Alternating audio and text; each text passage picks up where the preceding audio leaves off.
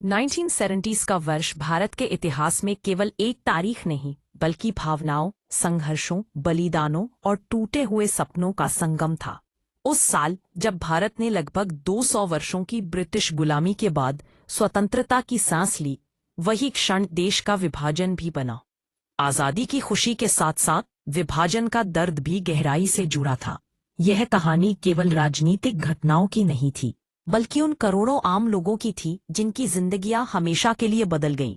चिंता की एक धुंधली परछाई उस समय के वातावरण को ढाके हुए थी, जैसे कोई गहरी नींद में था, लेकिन अब जागने की घड़ी आ गई थी। इस संघर्ष में शामिल हर व्यक्ति की आंखों में एक नई उम्मीद, लेकिन दिल में अनिश्चय का भय था। 18वीं सदी के मध्य से अंग्रेजों ने धीरे धीरे भारत पर अपना नियंत्रण स्थापित किया। ईस्ट इंडिया कंपनी व्यापार के बहाने आई और फिर शासन करने लगी। 1857 की क्रांति के बाद ब्रिटिश सरकार ने सीधे भारत का शासन संभाल लिया। संसाधनों का दोहन करते हुए उन्होंने भारतीयों को दूसरे दर्जे का नागरिक बना दिया। लेकिन इस कठिनाई में भी एक नई चेतना का उदय हुआ। भारतीयों ने समझना शुरू किया कि गुलामी कोई भाग्य नहीं, बल्कि एक स्थिति है जिसे बदला जा सकता है। स्वतंत्रता आंदोलन का उदय हुआ। 19वीं सदी के अंत और 20वीं सदी की शुरुआत में भारतीय राष्ट्रीय आंदोलन ने गति पकड़ी। 1885 में भारतीय राष्ट्रीय कांग्रेस की स्थापना हुई। शुरू में ये एक नरमपंथी संगठन था, लेकिन समय के साथ इसमें उग्रता आई। बाल गंगाधर तिलक, लाला लाजपत राय और बिपिन चंद्र पाल जैसे नेताओं ने स्वराज्य की मांग को तेज किया। महात्मा गांधी के आगमन के बाद आंदोलन को नई दिशा मिली। सत्य और अहिंसा के सिद्धांतों पर आधारित आंदोलन ने आम जनता को जोड़ दिया।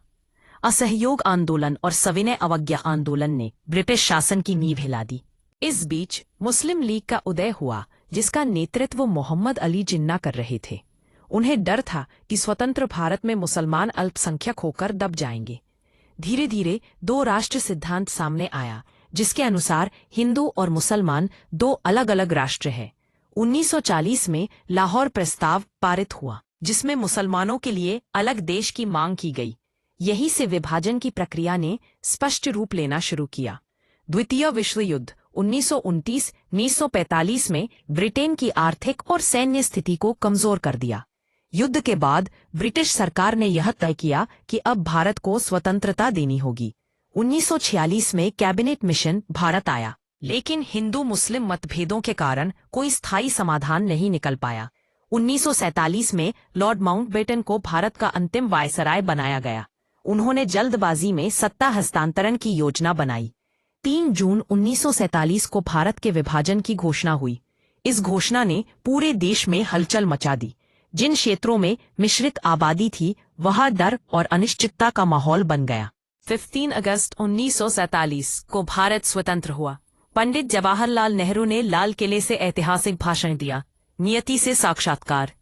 देश भर में जश्न मनाया गया, तिरंगे फहराए गए, लेकिन इसी समय देश के कई हिस्सों में खून बह रहा था। पंजाब, बंगाल और दिल्ली में सांप्रदायिक दंगे भड़क उठे। विभाजन के कारण लगभग 1.5 करोड़ लोगों को अपना घर छोड़ना पड़ा। लाखों लोग शरणार्थी। 1947 ने भारत को स्वतंत्रता दी, लेकिन साथ ही यह सिखाया कि स्वतंत्रता की कीमत बहुत बड़ी होती है। यह हमें एकता, सहिष्णुता और मानवता का महत्व समझाता है। आज जब हम स्वतंत्र भारत में सांस लेते हैं, तो हमें उन बलिदानों को याद रखना चाहिए जिन्होंने हमें यह आज़ादी दिलाई। 1947 की कहानी केवल इतिहास नहीं, बल्कि चेतावनी और प्रेरणा दोनों है कि नफरत विभाजन लाती है और एकता शक्ति देती है।